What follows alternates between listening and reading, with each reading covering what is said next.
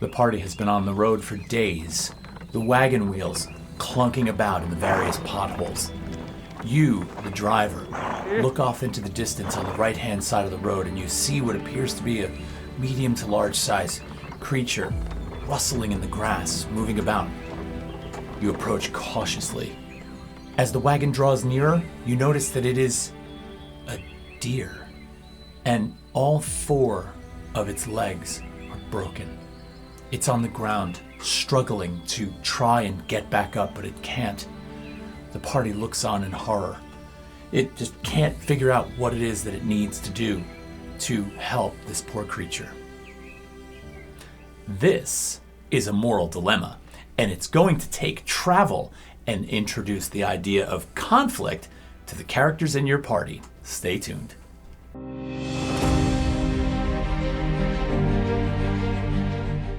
Way number 1 that you can make travel more interesting in your game is to introduce a moral dilemma for your party to handle. It's easy to know when you're supposed to kill an enemy. Rose impatient. He wants the Shire rats now. I don't take orders from orc maggots. But it's difficult to know when you're supposed to kill an innocent creature that's suffering.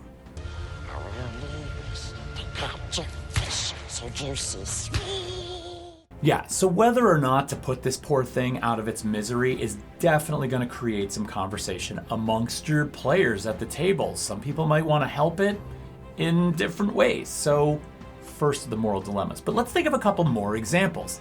So Garret, what do you got? Well, let's say you come across a lost kid on the trail. Maybe, he's telling you a story that his parents were abusive. Now the party is met with an interesting decision, right? Do you return this child to his abusive parents, or do you take him with you? Now this is a great moment for the DM, because based on that decision, you can then decide how you want the character's actions to play out. Let's say they believe the child and they decide to take the kid with them, only to find out that the kid was lying down the road and they've essentially kidnapped somebody. Or on the flip side of the coin, they don't believe the child, believe the kid belongs with their rightful parents, bring him back to find out that the father is a maniac.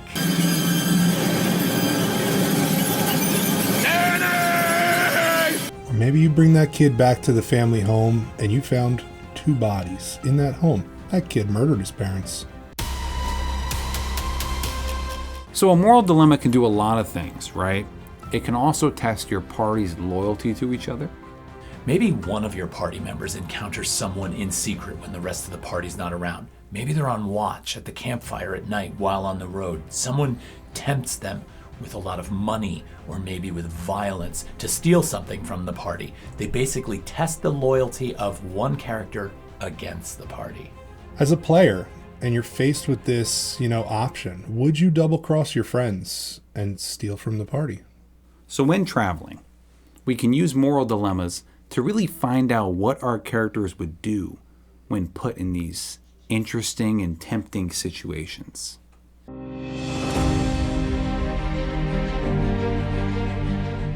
All right, so as a DM, one of the things I love to use during travel are reoccurring encounters. These are things that keep cropping up that sort of help set the tone for a particular element of the story, reinforce parts, or frankly, threaten the players. These elements could include an enemy faction or a recurring NPC that you keep encountering on the road that maybe wants to help you or maybe hinder your travel.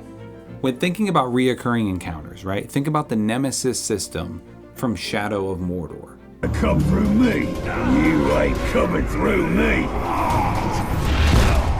Right, how you fight this certain enemy and maybe you burn them or you scar them and they've run away and they escape. And then they come back with burns or scar marks and they remember you and they're going to fight differently this time. That's a really cool point, actually, is if each time the encounter occurs, the NPC or the enemy picks up on something that is then used in the next one. So this is a way to sort of build upon something, sort of a sub-narrative of the main story that can really become intense.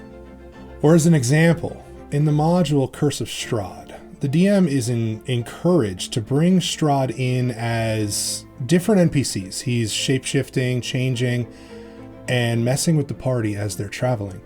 You could do the same thing. Your big bad could keep encountering them on the road or putting themselves into a certain position that your party's starting to question who this might be. And when your BBEG is such a large danger, right?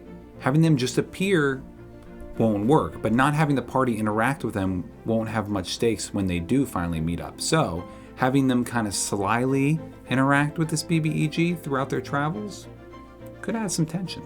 Or in one last example, you don't even want to create tension. You need some comedic relief. Imagine the scene from Better Off Dead with the kid, the paperboy, who wants his money. $2.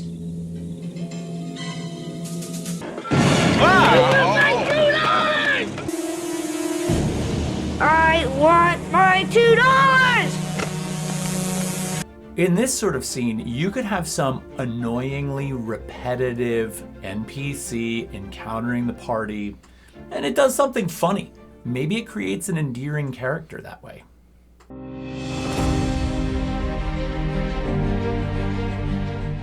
So let's say nothing spicy is happening on the road. You know, no combat, no danger. Maybe it's so boring that your party falls asleep on the wagon.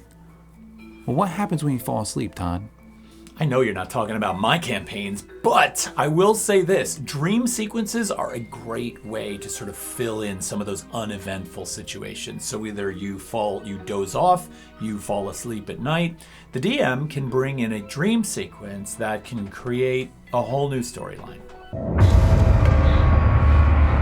Dream sequences could be used to foreshadow an encounter that might come as you go down the road, or it's a great way to incorporate a piece of backstory element into the campaign.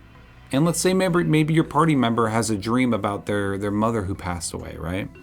That dream is going to color the experience of the next day, right? And have them, thinking a certain way, maybe feeling a certain way, and interacting with people a certain way.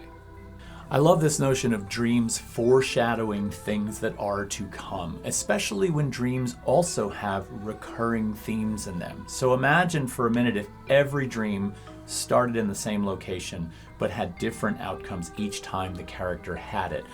These are ways to create a little bit of confusion and maybe some deciphering that the character has to do while on the road. So as a reoccurring theme, maybe you can bring if you've got a warlock in your party, maybe you could keep bringing the patron in every couple of nights just to check up, are they following their pack? Are they doing what you want them to do? Or maybe, the party's on said wagon, right? And they fall asleep. And in this dream, they dream that an encounter happens on the road in front of them. They have to get out of the wagon and fight this creature, only to find out that they wake up afterwards and they're at their destination. Now, we all know from the standpoint of concluding or solving a problem in a narrative, there's nothing worse or more cliched than the dream. So be careful how you use the dream, because you don't want your characters to find out they're in some perilous situation only to say, and it was all a dream. But we think you know how to utilize this in a way that could be very productive for the party. It was all a dream! I used to read Word Up magazine. Salt and pepper and Heavy D up in the limousine.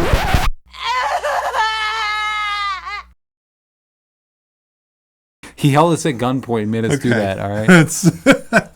That's enough. All right, I'm putting that in there. That's so good. To, yeah. All right, yeah, we have to. Okay, so this has been another 3 ways to improve travel in your D&D or TTRPG experience. I'm going to keep working on that PDF document that compiles all of these. You can use one of these or multiples to sort of flavor your campaign however you'd like.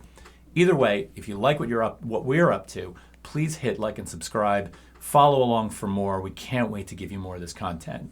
Thanks for watching. This video is dedicated to all the viewers who said we never amount to nothing. Bye.